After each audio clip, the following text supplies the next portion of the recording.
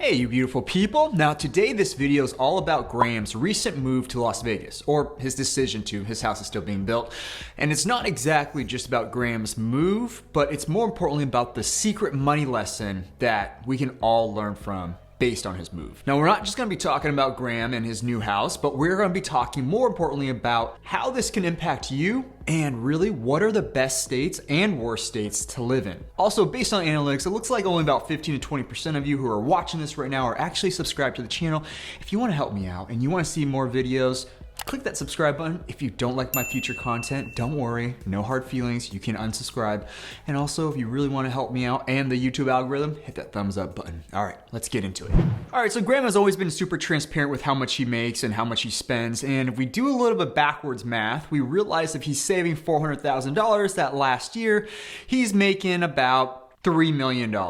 Now, given that Graham's income has been growing almost exponentially the last few years, we can expect that he'll add another $1 million to $2 million on top of that this upcoming year. Now, to put that in perspective, how much money that truly is to the state of California, for every $1 million extra he makes, roughly speaking, he's paying the state of California between $130,000 to $140,000 in taxes.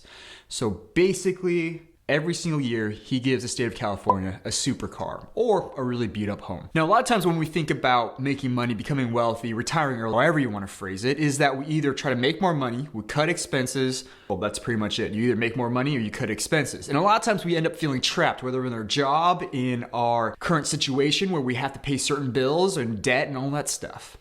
Now, one thing that we don't really talk about is moving. We often forget, or we get so wrapped up that we have to stay where we're at, is that we don't think that we can remove ourselves from the actual physical environment that we're in, like Graham moving from the state of California a couple hours away to Nevada, or Las Vegas to be more specific. Now, a lot of things can happen from simple moves like this. For you, example, moving from one county to the next or one state to another, you can save literally tens of thousands of dollars, and I'm gonna show you exactly how much here in a second, just by moving across state lines or moving a couple hundred to a couple thousand miles. And really, your quality of living doesn't change that much, but your pocketbook and your bank account will see huge changes. Now, before we jump into a little bit more of the number side and I show you exactly the best states to live in, let me tell you a little bit of a story about what I did. So I used to live in a luxury condo in the center of downtown. Literally drew a little 1 mile radius circle. I lived in the center of that circle, and it cost me a lot of money to live there. Once I moved from the city and I moved about 35 minutes out into the country, my property taxes on 7 acres in a custom built 2,400 square foot home, about 20% less than an 1,100 square foot condo in the center of the city. So just that small shift from the city to out here, I estimate I save about maybe $10,000 to $12,000 a year. Now, if I were to make a bigger change and move states,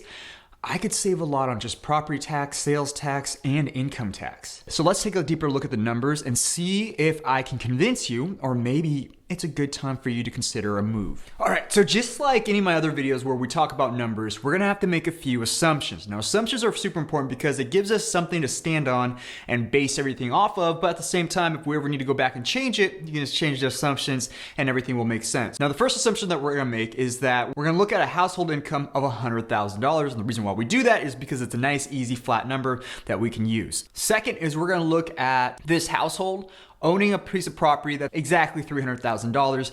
And then we're also gonna assume that this home or this household spends roughly $15,000 a year on just consuming goods. That'll help us calculate the different taxes this household, or maybe it's you and your spouse or you and your partner, have to pay each year depending on the state that you live in. You guys see where I'm going with this? And what we're trying to address is based on the state, how much do you pay in income tax, property tax, and sales tax? Those are the big three. That's the trifecta that really impacts your wallet. Now, I think you're really gonna be surprised at how much you really can save and how much you're spending in your state just on taxes. So make sure you watch this all the way to the end, and then you can actually see how much that's worth if you actually could save and invest that money instead of just giving that over to the government. And it'll make a lot more sense why everybody's escaping California, because spoiler alert, California has the highest income tax in the entire United States. And they're actually looking at increasing it, which is crazy. So I'm not gonna go through and dig through each one of these numbers for each of the states. What I'm gonna do is I'm gonna give you the top 5 states and then the bottom 5 states. And what I'll do is I'll put up on the screen here a nice little chart with the states and all the taxes they charge you, but I'm not gonna go through all of it just so it doesn't get super dull and boring. So the 5 best states for tax purposes are going to be Wyoming, Nevada, Tennessee,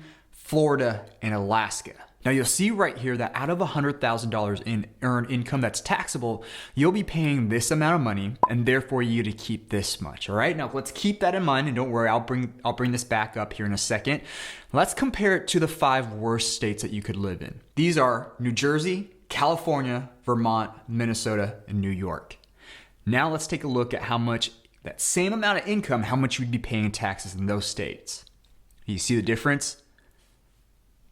It is not a trivial amount of money. And this is just off $100,000 combined income for a household. Imagine if you're somebody like Stephan, who's pulling in $3, $4, maybe $5 million in the near future.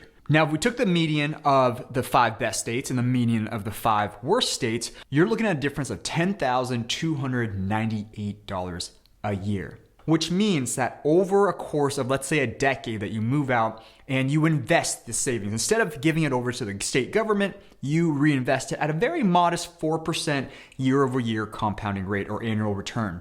You would end up at the end of that decade over $140,000 in your investment fund. Now, if you did something like Graham, again, assuming that you make $100,000 a year and you move from the state of California over to the state of Nevada, you are now looking at a return or savings of $13,000. And in that same decade, assuming a 4% return, you're looking at $182,000 in your investment account that is basically almost considered free, because otherwise that would be going to the state of California. And this is even before they propose a higher income tax. Now, $13,000 a year is nothing to bat around at. You're looking at $1,000 a month. $1,000 a month is the rent or mortgage for a lot of people, or at least a significant portion. If it's not your mortgage, it definitely covers all your cell phone bills, your car insurance, maybe your car payment, grocery bills, and perhaps even healthcare. So basically, just by moving states, you get all of that for free, essentially,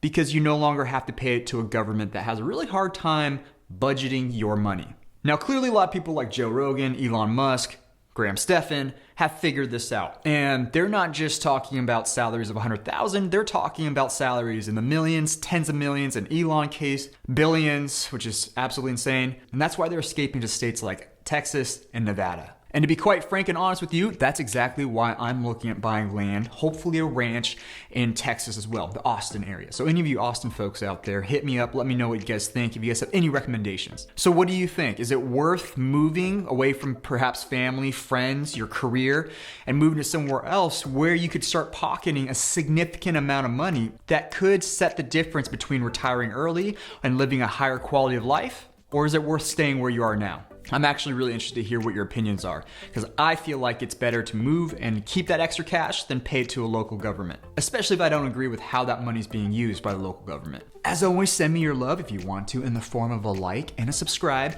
and I will see you guys in the next video. Thank you so much. I truly love you guys all. I am going live this Saturday in a live stream where I show you how to actually value publicly traded companies by looking at their financials. I've put down into a really nice little spreadsheet that takes 2 years of my MBA program and shoves it into one Excel spreadsheet that almost anybody can use, and I show you how to use it live. If that interests you, jump in every Saturday morning at 10 a.m. Pacific Standard Time.